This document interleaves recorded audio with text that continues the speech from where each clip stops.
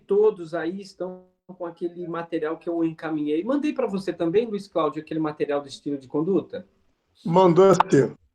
Muito Aí eu bem. vou ser sincero, hoje tem sido uma correria imensa aqui, com meus netos estão aqui, né? Hoje também eu tive aula lá na congregação da Carta de Tiago, né?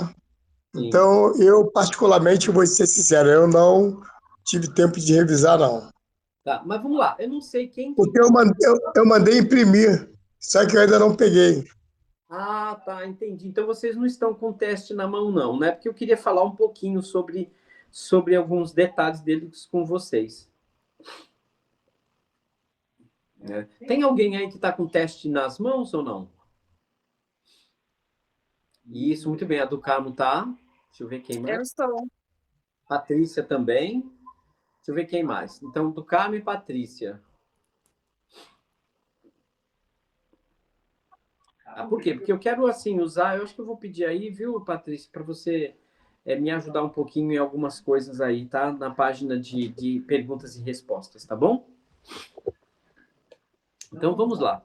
Deixa eu só te falar. Eu tenho um material que tem 4 páginas. Sim. Estilo de conduta, reação. O que eu preciso hoje, que eu quero falar um pouquinho, é sobre o fator número 1 e fator número 2, né? Onde a pessoa coloca aquele X, né, para responder. Sabe qual é? Eu tenho... Peraí, deixa eu ver. Ah, sim, com certeza. É a segunda página. Muito bem. Oi, Tassiana, tudo bom? Como é que você está? Tudo bem, estou bem, graças a Deus. Ah, que bom, está chegando o dia para nos encontrarmos no festival, não é isso? Sim, sim. Muito bem. O Rodney, a Thaís, vai ficar no dedo. A Thaís não vai ver a gente. No próximo ano, vocês tratem de se organizar para encontrar com a gente aqui, viu? Vamos lá. Bom, Faltou Nalva, acho que eu vou mandar para ela, compartilhar para ela. Nalva, Edinalva. Edinalva, eu não mandei. Edinalva. Vê se você manda aí para ela, então, por favor. Deixa eu ver se está aqui. Edinalva, acho que eu vou. Vou ter que sair e mandar, depois eu volto. Você pode deixar. Já estou encaminhando para ela aqui. Já. Tá bem, então, viu? Já. Tá bem. Muito bem. Agora são exatamente 8h13, dá para a gente começar. Hoje eu quero falar um pouquinho com vocês. Só um segundo.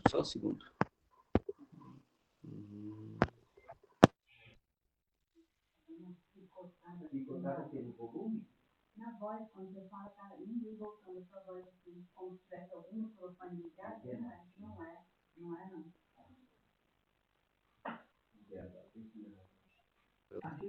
A Shirley está falando que está picotando um pouquinho minha voz. Vocês estão me ouvindo normal? Às vezes falha. Né?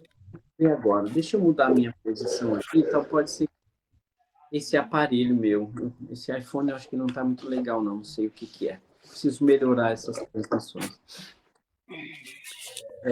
Se estiver falhando, vocês me falam, tá? Aí eu tento colocar um...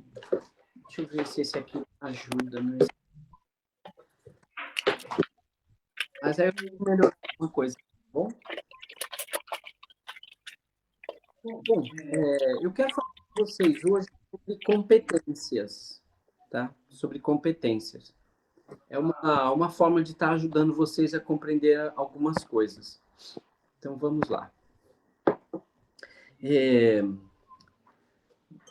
Certa vez eu, trabalhando com contratação de pessoas, eu me deparei com era uma empresa muito grande, tinha umas 3 ou 4 pessoas profissionais da área de psicologia.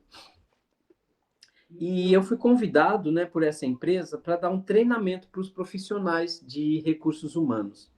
Então, eles tinham lá 2 auxiliares de recursos humanos, tinha um tinha um auxiliar, tinha um técnico de recursos humanos e 3 psicólogos, né? 2 psicólogas e um psicólogo. E eles faziam as contratações, mas as coisas não estavam caminhando muito bem. Eles estavam tendo um turnover muito grande, né? Turnover é a palavra para rodízio de funcionário, né? Entra e sai, entra e sai, entra e sai. Os funcionários não ficavam na empresa. Então, eu fui convidado para levar um curso para os profissionais de recursos humanos.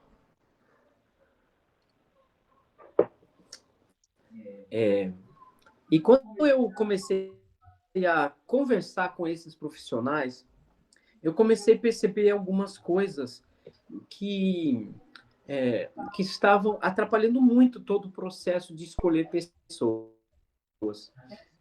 Até porque a gente tem uma mania de perguntar para as pessoas qual é o maior defeito dela. Isso acontece não apenas no meio profissional, mas isso acontece também na vida da gente. Nós tratamos as pessoas em base delas terem defeitos e qualidades.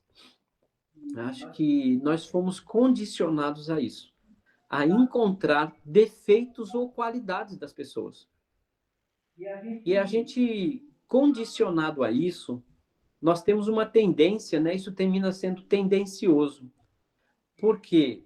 Porque a gente vai olhar para algumas pessoas e enxergar que algumas características delas são defeito, ou algumas características são qualidade. Então, baseado na nossa educação, em tudo que a gente é condicionado desde criança, espero aí que aqueles que têm filhos pequenos, né, como a Thaís e o Rodney,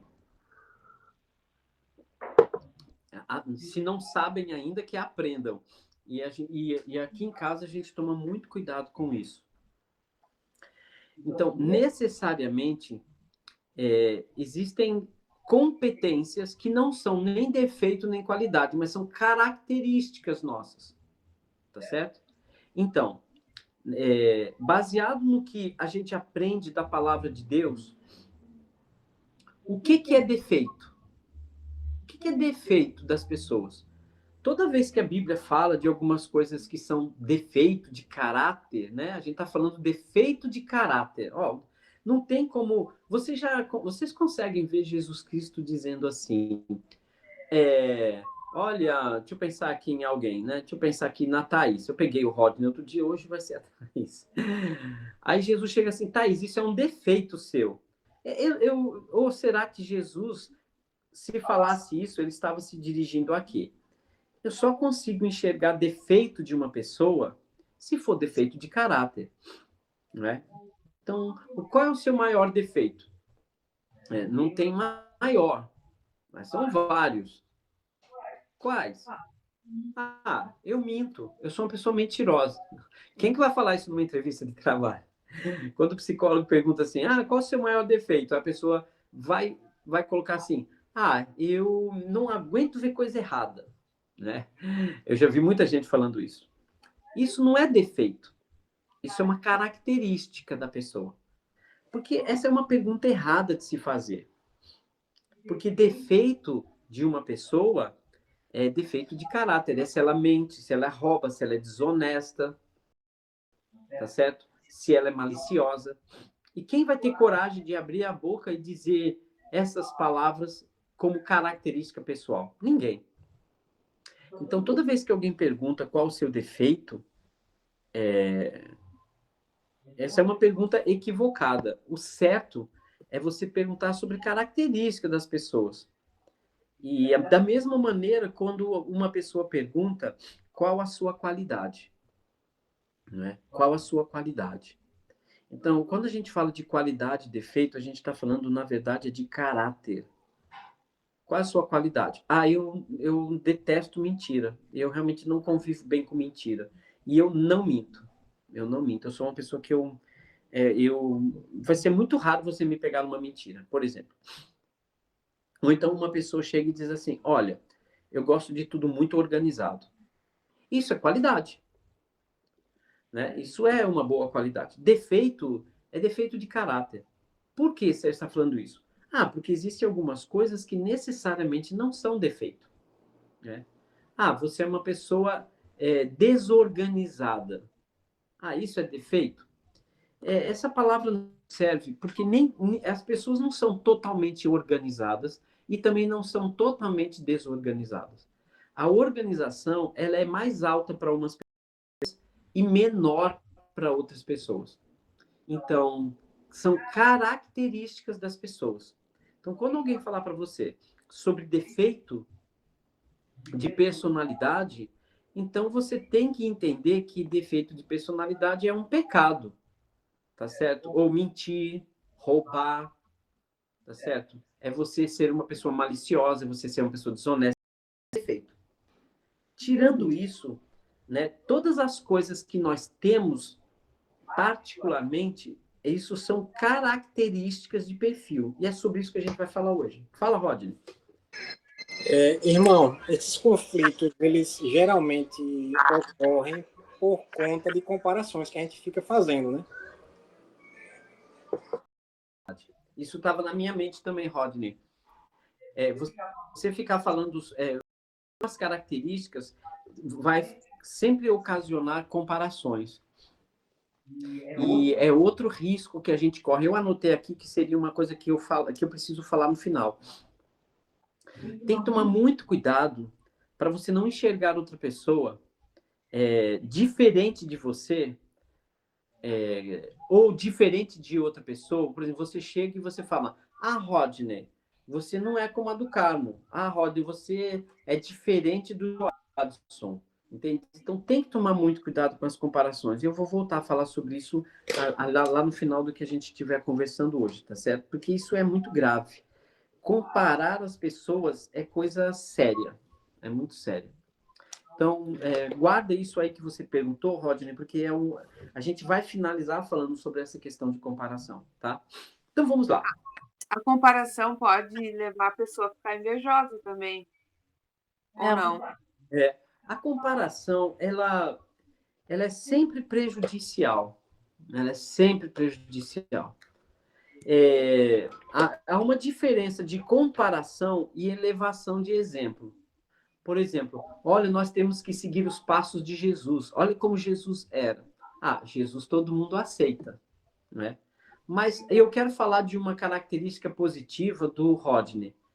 Então, é a maneira certa de falar. Aí vem a questão do cuidado, da gente tomar cuidado com as nossas palavras. Não esqueça que as suas palavras, ela tem que falar aquilo que você construiu dentro de você. Olha, pessoas como eu, que são muito falantes, eu tenho que tomar o dobro de cuidado, porque eu falo enquanto estou pensando. Né? Tem perfil que pensa primeiro para depois falar. E tem perfil que pensa, mas não precisa falar. E tem perfil que fala só o que os outros... Os amáveis amigáveis sempre falam o que os outros falam. Os expressivos, como eu, pensa enquanto está falando. É automático. O analítico, como o Rodney, que a gente viu a semana passada, ele primeiro pensa para depois falar. E o líder de si pensa, mas não fala. Ele não tem necessidade nenhuma de falar, então ele fica quieto. Mas ele está pensando... Sérgio, eu consigo elaborar melhor meu pensamento enquanto eu estou falando. Isso é uma característica. Olha, eu sei que vocês podem estar ainda com um pouco de dificuldade no perfil de vocês, mas a gente vai chegar lá. Mas eu só sei de uma forma. Eu sei que a semana passada eu fiz com o Rodney e todo mundo. Mas eu ainda estou disponível para fazer um perfil de comportamento individual com vocês. Porque eu acredito que isso vai ser muito mais... Vocês vão ganhar muito mais, tá certo? E eu prefiro assim. Por enquanto, Patrícia, vamos imaginar sobre essas características. O que eu gosto é que você está juntando suas características, sabe, Patrícia? Mas elas têm que construir um ser, têm que construir uma personalidade. Então, juntando tudo que eu sei do Sérgio, eu sei quem é o Sérgio. Eu sei as fraquezas do Sérgio e eu sei as fortalezas do Sérgio. Eu sei os pontos fortes do Sérgio e eu sei os agravantes de estilo. Então, eu sei quem é o Sérgio, eu sei como colocar o Sérgio no lugar certo, na hora certa. Eu sei o que eu tenho que fazer o Sérgio ficar quieto. E eu sei a hora que eu tenho que mandar o Sérgio calar a boca. Eu sei a hora de falar para o Sérgio falar um pouco mais. E a hora de chegar para o Sérgio falar menos.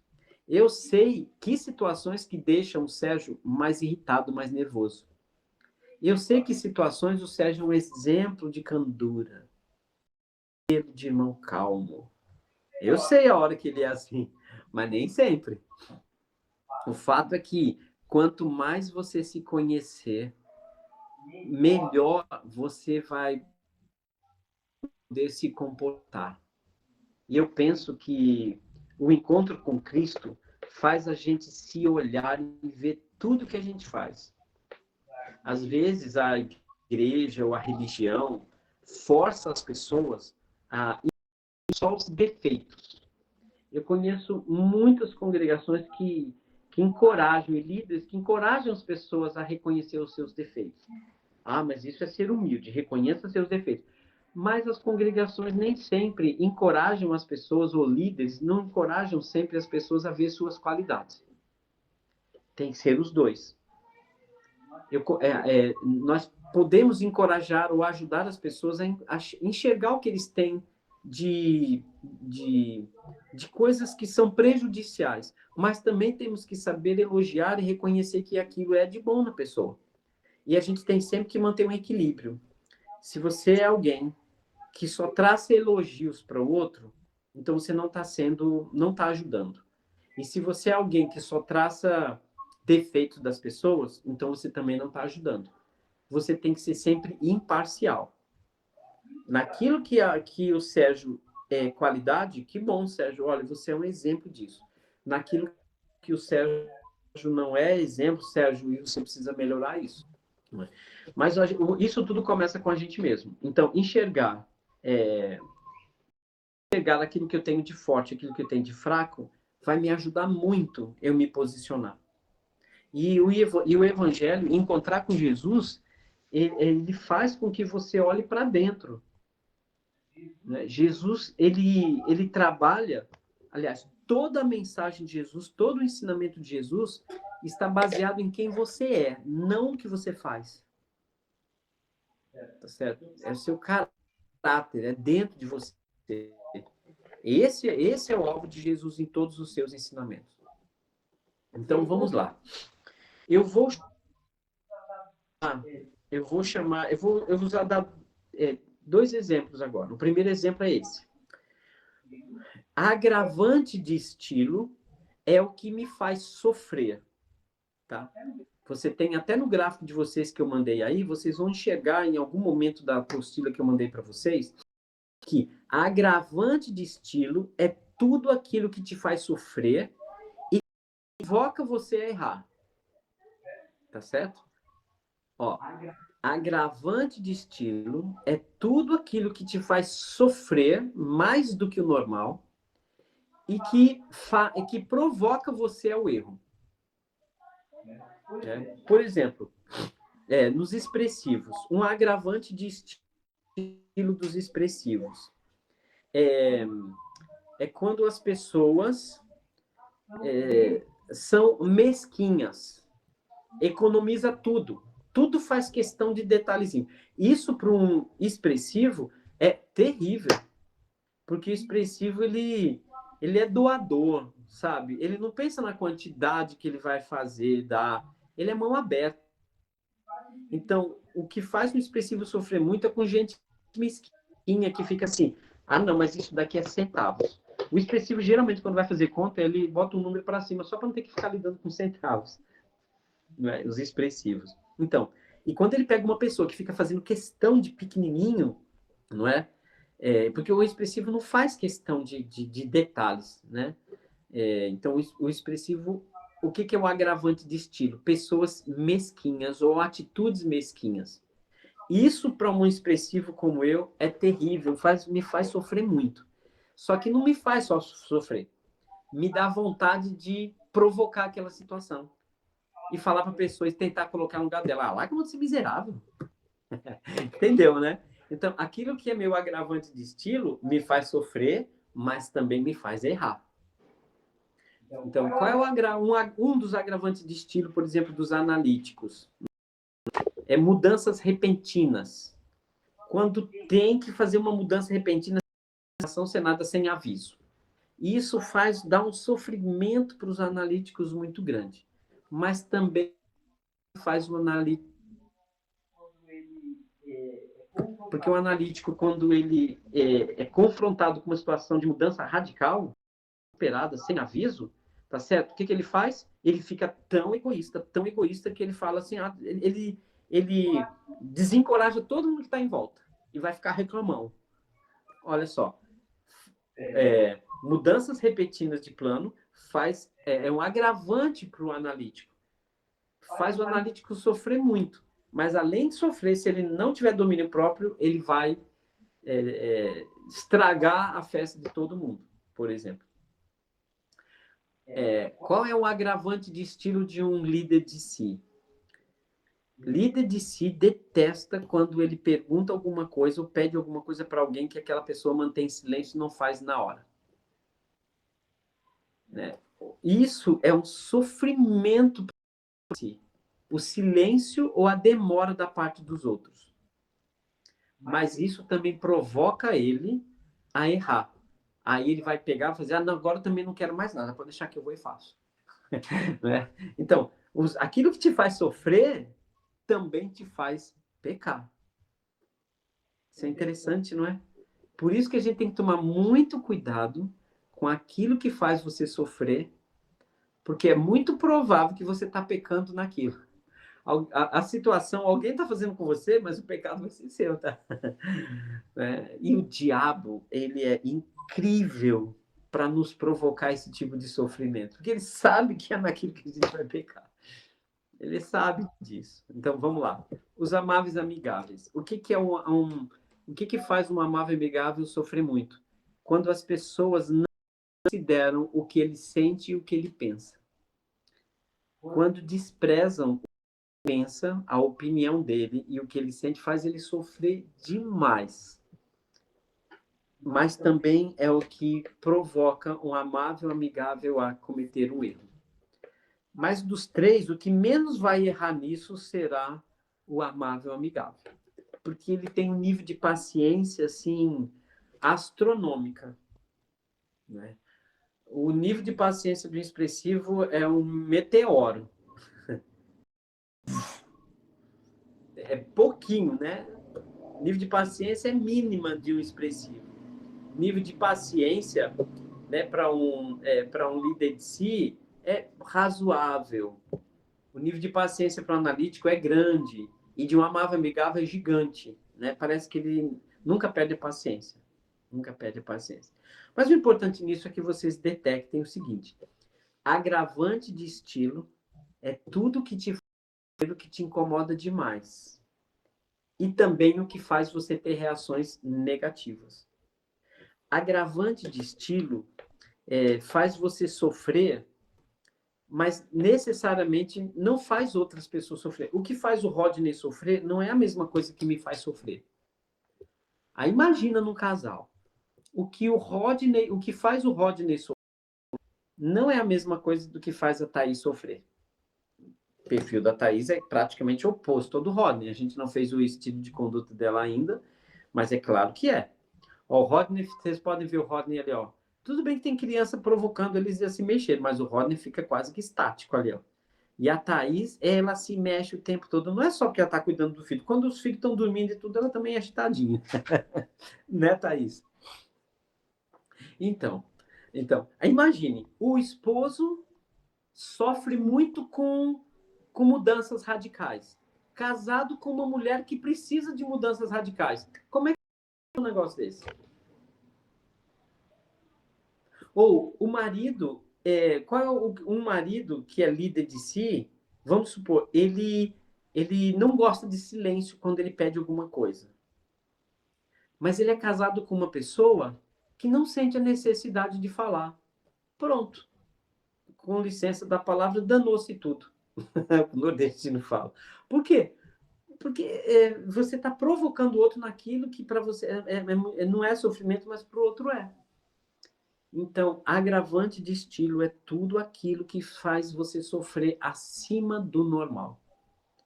Ninguém gosta de briga, mas tem um perfil que gosta menos ainda. E tem um perfil que não gosta, mas depois que entra, ele começa a gostar. Não é? Tem perfil que não gosta de briga, né? Faz tudo pela paz. Mas sem ele perceber, ele já entra numa briga fácil. Ele fica incomodado até com a briga dos outros. Mas tem perfil que se esconde durante a briga. Então, agravante de estilo é tudo aquilo que nos faz sofrer muito, que pode nos desviar a atenção, aquilo que provoca uma emoção muito ruim. E muitas vezes a nossa reação a esses agravantes de estilo também é ruim. Então, agravante de estilo me faz sofrer ao mesmo tempo que me faz errar. Rodney? Irmão, eu vejo até necessidade de ter esse conhecimento para a questão da nossa escolha até profissional, né? Porque muitas pessoas hoje estão, inclusive até doentes, né? Problemas aí por conta dessas questões, né? Que infelizmente a gente vai lidar, né, no nosso dia a dia com a nossa escolha profissional, né? Diversas situações, né? E isso acaba impactando, né? Isso é muito sério, sabe, Rodney? O que você está falando é muito sério mesmo. Porque ter esse conhecimento pessoal me ajuda a eu não me colocar em situações de muito estresse. O que é estresse para minha esposa não é estresse para mim. E o que é estresse para ela, o que é estresse para mim pode não ser para ela. Então, tem que tomar esse cuidado mesmo. Nós somos pessoas diferentes. Então, às vezes eu quero fazer uma coisa que aquilo não me causa estresse, mas causa na outra pessoa. Por exemplo, se eu vou numa loja e uma pessoa me atende mal, a probabilidade de eu desafiar essa pessoa e brigar com ela lá na hora de todo mundo é muito grande.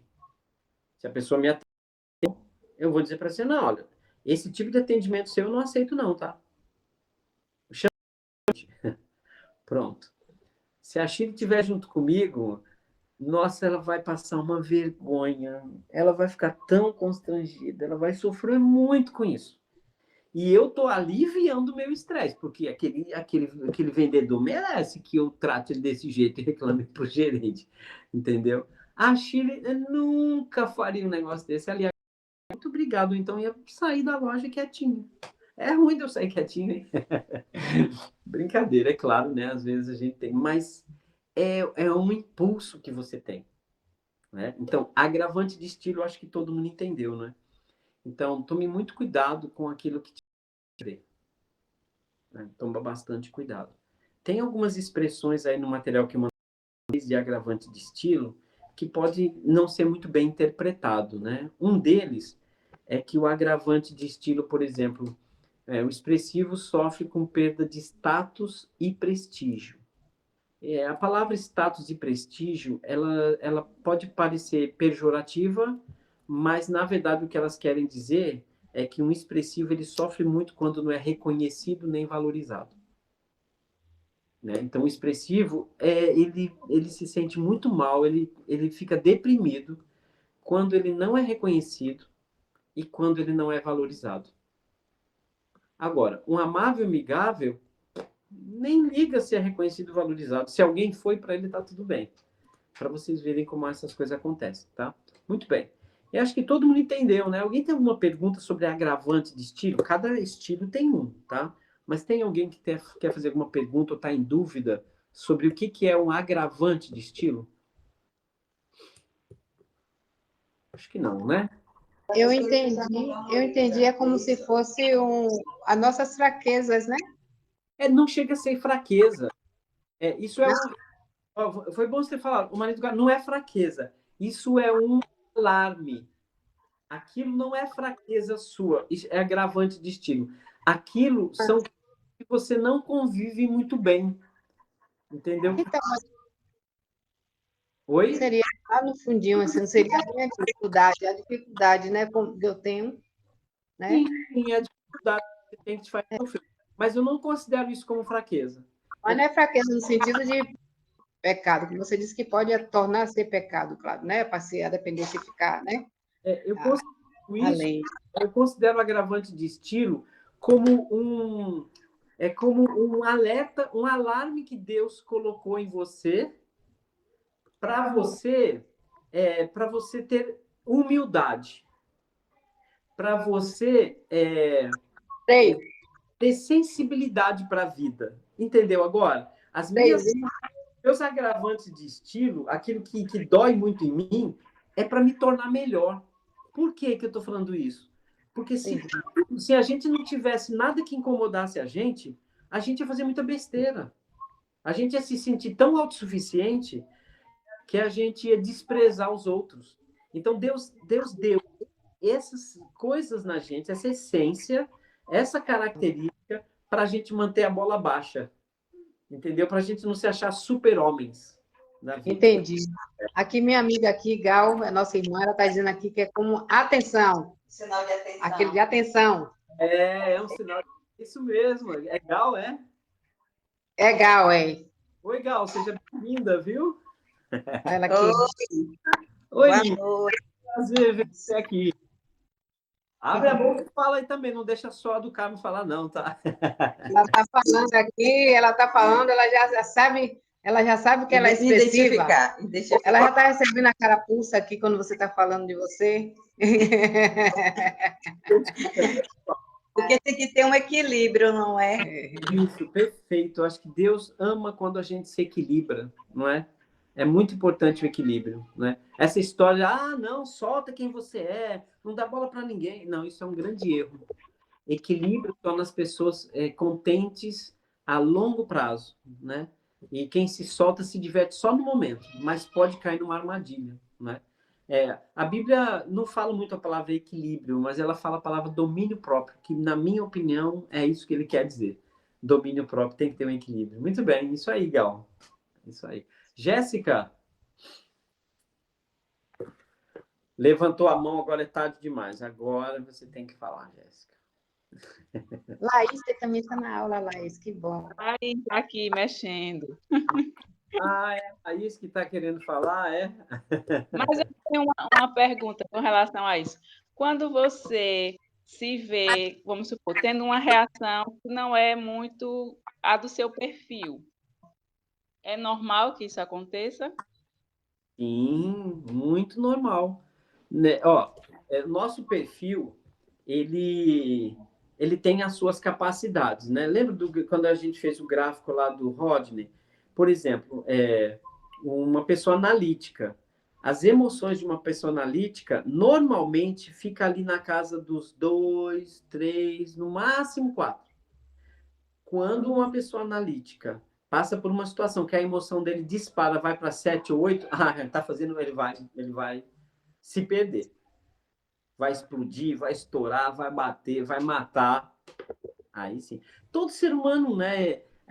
A gente tem que ter, né? Quando a gente sai daquilo que a Gal falou, quando a gente sai do equilíbrio, né? Sai do domínio próprio, a gente vai ter, e todo ser humano tem. Não é normal, é natural. Não é? É natural. Quando uma pessoa, é natural que o ser humano se desequilibre, é natural. O que não pode ser é normal, porque o normal é aquilo que se repete muito. Aí já é falta de controle. Né? Aí já é falta de controle. Então, natural é como Deus nos criou, com essas capacidades. Nós temos a capacidade de estar muito calmo ou de estar muito nervoso. Agora, isso é natural. O que não pode acontecer, que não pode acontecer sempre, é a gente estar nervoso demais. Ou 100% calmo, que as coisas estão acontecendo, aquela pessoa está levando na calma e não está levando a sério tudo que está acontecendo. Né? Então, quando uma coisa ela está muito nas extremidades, durante muito tempo, aí passa a se tornar não natural. E não pode ser normal. Né? Por exemplo, é normal que os seres humanos do mundo mintam, mas isso não pode ser normal na vida de um cristão. É natural que a gente cometa mentiras, que a gente fale uma mentira, Mas isso não pode estar fazendo parte da nossa vida normalmente. Entendeu, Jéssica? Mas é possível sim. E outra coisa que a gente tem que tomar cuidado são com os momentos, as crises ou as fases. Eu tenho momento de muito nervoso. Não, foi uma vez ou outra. Tá tudo bem. Mas eu estou vivendo uma crise nervosa. Estou nervoso quase que o tempo todo nesses dias. Tem que tomar muito cuidado. Agora, tem pessoas que saíram dos momentos, saíram da crise e se tornou uma fase. Então, aquela fase da vida dura anos que aquela pessoa vive nervosa. Tem que tomar muito cuidado, porque às vezes a fase não volta mais, né? Tem gente que mergulha nas fases e se torna uma pessoa doente. O que eu vejo é que quando uma pessoa ela está muito tempo daquele jeito que não é natural dela, então isso vira uma doença. Então, uma pessoa que está com raiva por muito tempo, ela se torna uma pessoa raivosa. E raivosidade é doença. Todos nós temos um pouco de paranoia, né? Ficar cismado com as coisas, né? Paranoia. Eu tenho que fechar a porta de casa. Todos nós temos um pouco disso, né? Dessas paranoias. Será? A pessoa deve estar falando de mim. Ela deve estar falando.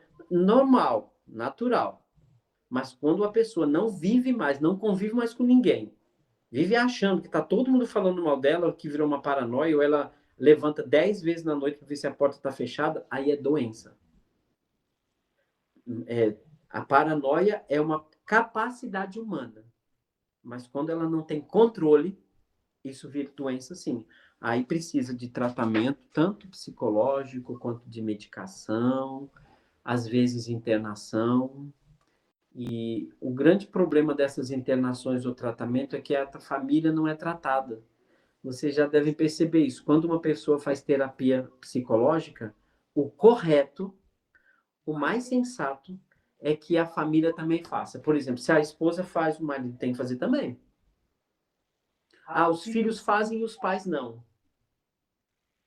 Os pais fazem e os filhos não. Tá errado isso. Isso é uma coisa que eu sempre fui contra a psicologia. Por quê, Sérgio? Porque uma pessoa que está passando por algum problema psicológico, emocional, ela não está sozinha naquilo. Ela tem outras pessoas envolvidas naquilo. E então, se a mulher está fazendo um tratamento psicológico e o marido não vai, ele vai falar, eu apoio você de ir, mas ele não sabe o que está acontecendo. Não precisa fazer junto, mas a esposa tem que fazer e o marido tem que fazer também. Se não dá para fazer pelo mesmo profissional, arruma outro, mas isso não dá certo. E o que eu vejo é isso, são as pessoas sendo tratadas, marido sendo tratado e as esposas não. Esposa sendo tratada, marido não. E os filhos que convivem com você com aquelas alterações psicológicas? Eles não precisam de tratamento, não? Eles não precisam de uma terapia, não? Para entender o que está acontecendo com você? Claro que precisa. Entendeu? Mas, infelizmente, a psicologia, como outras profissões, elas só querem saber de ganhar. Porque fazer mesmo as coisas darem certas, só Cristo. Por meio da igreja, dos cristãos. Por isso que a igreja e os cristãos precisam estar muito alinhados para ajudar. Quando uma família da igreja, uma pessoa da igreja está com problema, a igreja tem que abraçar a família toda. Acolhimento de todos. Quando uma pessoa não está legal e ela convive com outros dentro de uma casa, todo mundo ali está doente, sabia?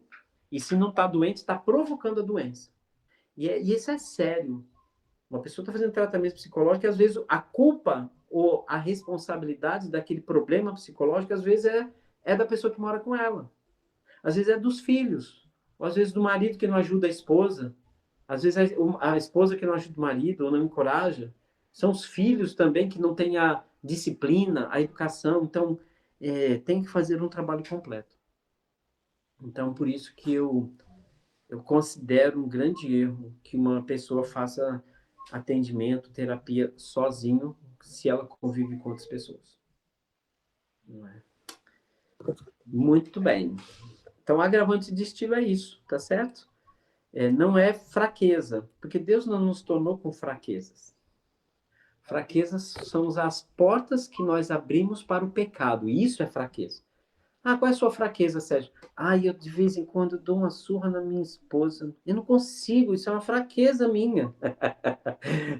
Não é verdade? Isso é fraqueza. Então, nós somos. Isso foi Deus que colocou nas pessoas? Não, isso aí é safadeza, isso é falta de amor, etc.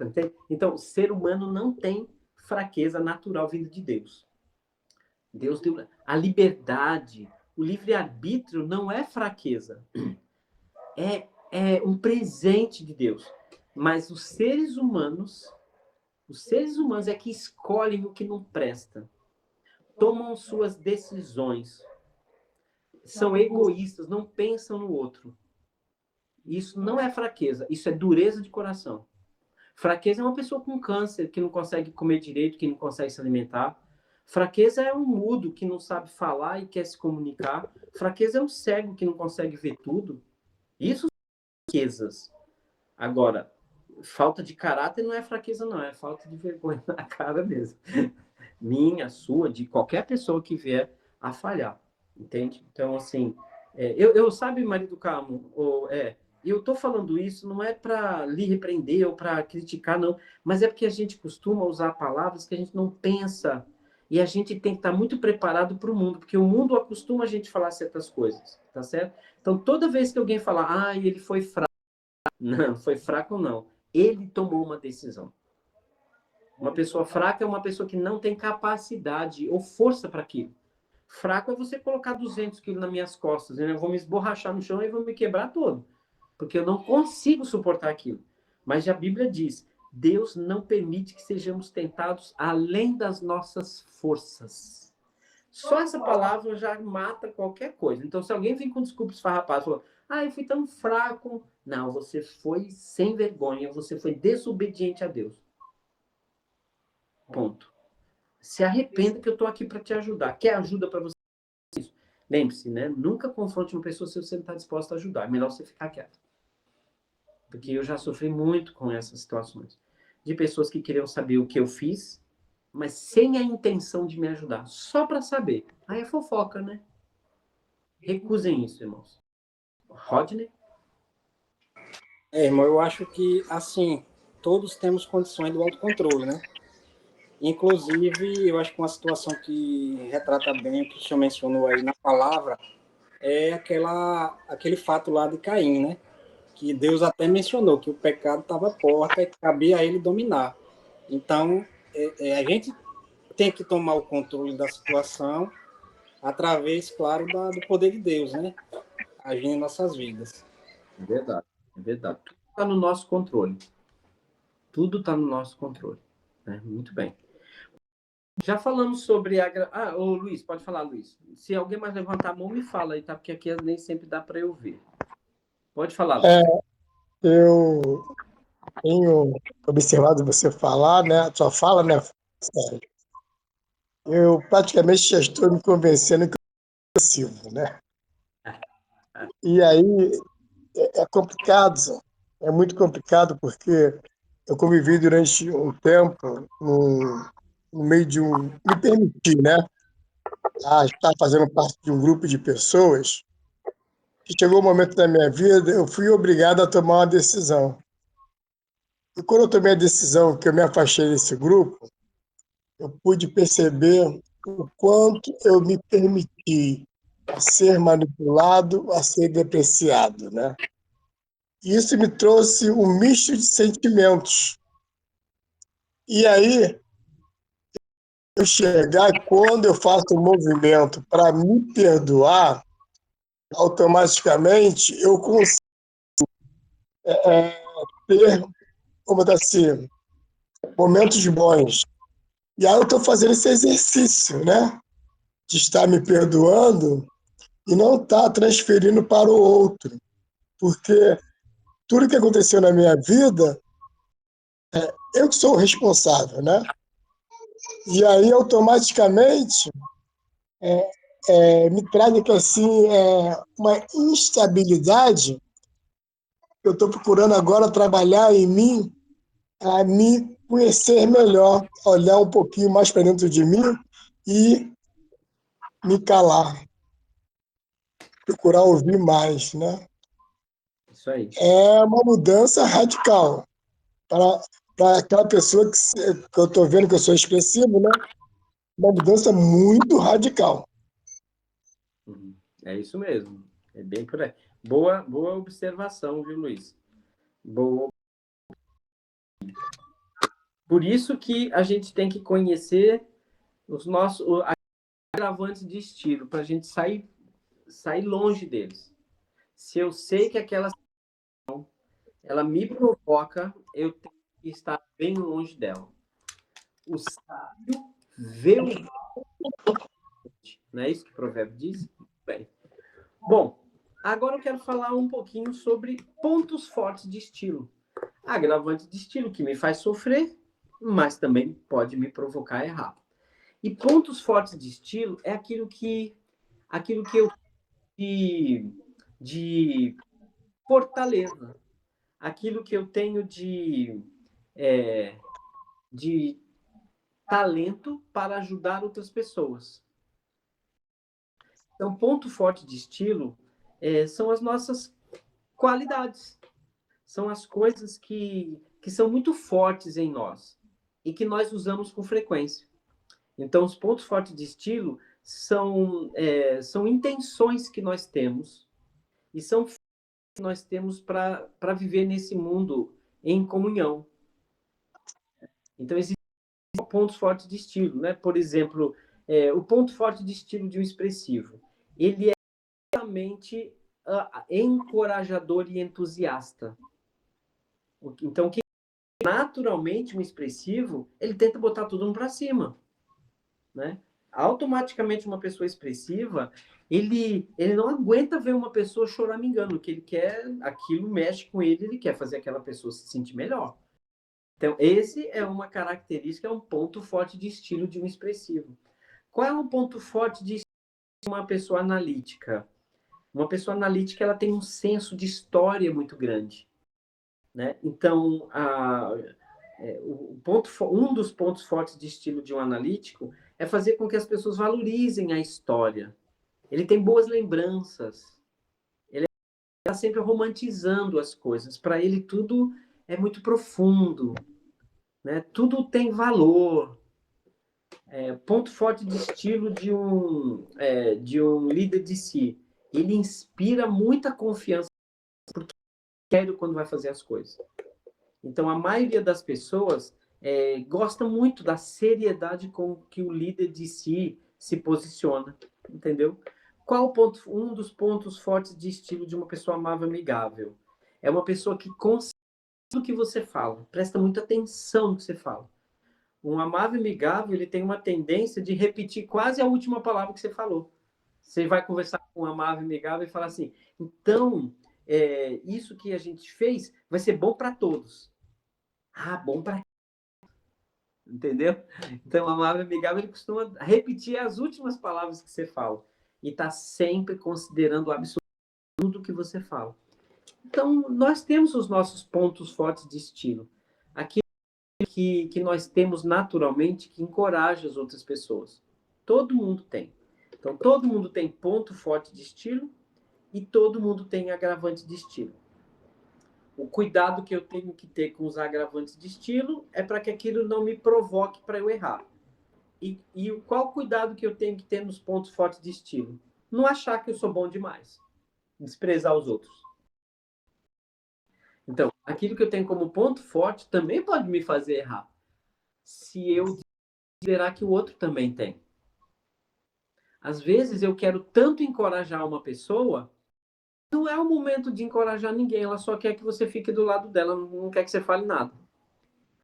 Entende? Aquilo que a Gal falou, né? O ponto de equilíbrio é muito importante de todos nós. Então,